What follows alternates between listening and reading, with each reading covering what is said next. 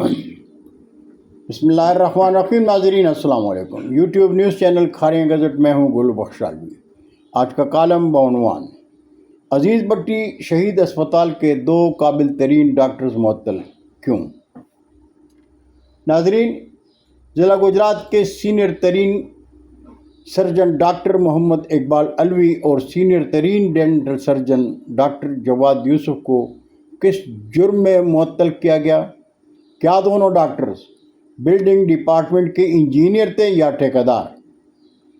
عزیز بٹی شہید اسپتال گجرات میں پرانی بلڈنگ کی مرمت کے دوران چھت گرنے کے ذمہ دار ڈاکٹرز کو کیوں ٹھہرایا جا رہا ہے؟ پہلے ایم ایس کو معطل کیا گیا، اب ایم ایس کو بحال کر کے ڈاکٹر محمد اقبال اور ڈاکٹر جواد یوسف کو معطل کیا گیا. کیا ڈاکٹرز قبیلے کے فرشناس ڈاکٹرز کو ان کی فرشناسی کی سزا دی جا رہی ہے؟ کس جرم میں وارڈ کے چھت گرنے کا ملبہ 2 ڈاکٹر پر ڈال کر انہیں معطل کیا گیا؟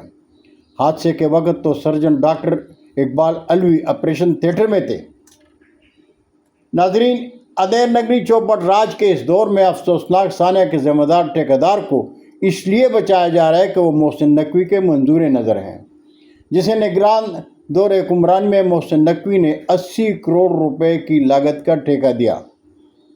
اگر حادثہ ہوا تو ذمہ دار محکمہ بلڈنگز، ٹھیکیدار اور ہسپتال انتظامیہ ذمہ دار تھی، لیکن 5 ماہ بعد 2 قابل ترین ڈاکٹرز کو معطل کر کے اس حادثے کا سارا ملبہ ان پر ڈال دیا گیا، جبکہ ناقص مٹیریل استعمال کرنے والا ٹھیکیدار آج بھی کام جاری رکھے ہوئے ہے.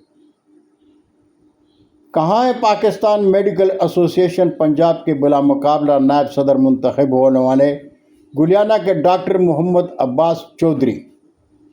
انہوں نے ڈاکٹر محمد اقبال علوی اور سرجن ڈاکٹر جواد یوسف کے ساتھ ہونے والے ظلم کا نوٹس کیوں نہیں لیا؟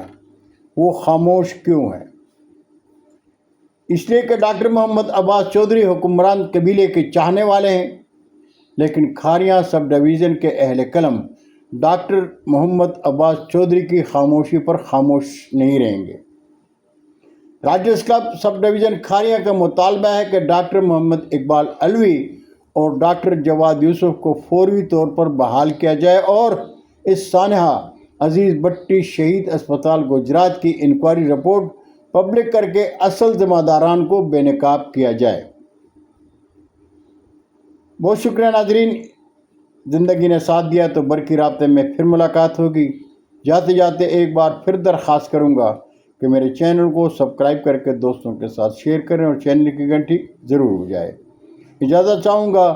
اللہ ہم سب کے پاکستان کا حامی و ناصر ہو. پاکستان زندہ باد.